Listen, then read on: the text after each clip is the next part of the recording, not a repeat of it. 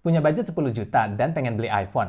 Pilihannya pasti iPhone seri keluaran sebelumnya ya. Hanya saja beli iPhone seri lawas di Indonesia itu agak tricky, terutama kalau beli di toko-toko online. Karena pastinya seri lawas sudah nggak diproduksi lagi oleh Apple. Jadi rata-rata garansi resminya itu sudah hangus, kecuali beli yang CPO. Atau beli di distributor resminya seperti iBox atau Digimap yang ada garansi distributornya. Tapi kalau kalian mau bersabar menunggu, rumornya iPhone SE generasi keempat bakal rilis dengan upgrade yang sangat menggiurkan. Dengan harga semoga saja di bawah 10 juta ya pas masuk ke Indonesia. Kira-kira layak ditunggu nggak ya iPhone SE generasi keempat ini? Apakah bakal sama kayak dulu? Pakai bodi iPhone 8 dengan ukuran 4,7 inch? Kalau dari rumor yang beredar sih pakai bodi dari iPhone 14 yang kotak. Bodi belakang juga pakai kaca dan ukuran displaynya 6,1 inch. Selain itu juga displaynya sudah nggak pakai LCD ya, tapi sudah pakai OLED. Nggak kayak iPhone SE keluaran 2022 yang masih pakai layar LCD. Lagian kalau sampai Apple masih kekeh pakai sasis dari iPhone 8 dengan bezel atas bawah yang besar sebesar harapan orang tua, itu udah kuno banget ya. Siapa yang nanti mau beli? Yang menggarap display OLED iPhone SE generasi keempat ini dari perusahaan Huawei, karena Apple sedang berusaha untuk melepaskan ketergantungannya dari Samsung sebagai pemasok display untuk menekan biaya produksi, karena harga yang dipatok Samsung lebih mahal. Nah, karena sudah pakai body boxy punya iPhone 14, jadi sudah nggak ada lagi home button dan digantikan dengan Face ID. Tapi jangan berharap dapat Dynamic Island juga ya, karena itu beda segmen. Lah, kalau sama persis kayak iPhone 13 atau 14, ya mending beli iPhone 13 atau 14 dong. Nggak perlu nunggu iPhone SE 4 yang belum jelas kapan rilisnya. Well, bagi yang lumayan urgent atau udah pengen banget beli iPhone, takut uangnya kepake atau keburu dipinjem temen, ya silakan aja ya.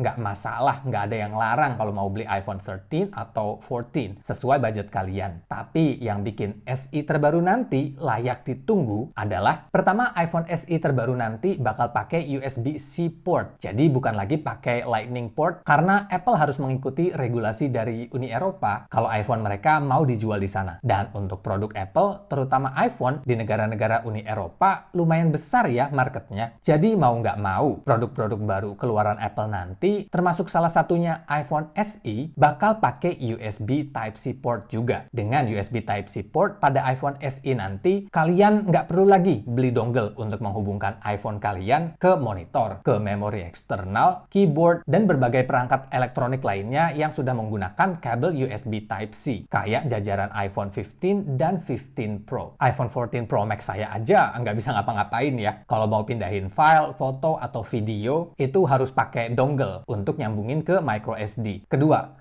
walau kamera belakang iPhone SE generasi keempat nanti itu rumornya masih pakai single kamera, tapi bakal pakai sensor yang lebih besar, yaitu 48 megapiksel punya iPhone 14 Pro. Jadi gambar yang dihasilkan pasti lebih detail dari gambar hasil jepretan 12 megapiksel. Ya, kalian bisa sih beli iPhone 15 yang sudah 48 megapiksel ya, tapi kan pasti harganya masih tinggi. Berikutnya, action button. Bersumber dari YouTube channel Zone of Tech, Majin Buu membocorkan casing render dari iPhone SE generasi keempat, di mana bagian sisi kiri casing ada bukaan lebar untuk tombol action button. Bahkan kemungkinan besar semua seri iPhone 16 nanti bakal pakai action button. Berikutnya, yang jelas chipset yang dipakai lebih mudah dari chipset yang dipakai iPhone 13 dan 14. Kalau iPhone 13 dan 14 itu pakai A15 Bionic, ada kemungkinan iPhone SE generasi keempat nanti pakai A16 atau bahkan A17. Mengingat setiap rilisannya iPhone SE selalu menggunakan chipset terbaru. Sama seperti iPhone keluaran terbaru saat itu. Berhubung Apple sekarang ini pelit ya sama iPhone yang reguler, di mana chipset yang dipakai iPhone biasa itu di bawahnya iPhone seri Pro. Jadi kemungkinan iPhone SE yang keempat ini nanti pakai A17 Pro atau A18 mengikuti iPhone 16 reguler. Kalau iPhone 16 Pro-nya pakai chipset A18 Pro. Tapi balik lagi, ini sebatas rumor ya. Untuk harga, semoga saja tetap pakai harga 430 US dollar kayak harga iPhone SE generasi ketiga waktu pertama rilis. Tapi agak sangsi sih. Soalnya dampak krisis global, inflasi, dan sebagainya. Ditambah lagi iPhone SE nanti pakai OLED display dan bodinya sudah kotak dengan ukuran yang lebih besar, pasti ada kenaikan harga. Ya, mungkin mentok-mentok di 450 sampai 500 US dollar ya. Dan semoga saja nggak pakai memori 64 GB. Setidaknya pakai memori yang 128 GB.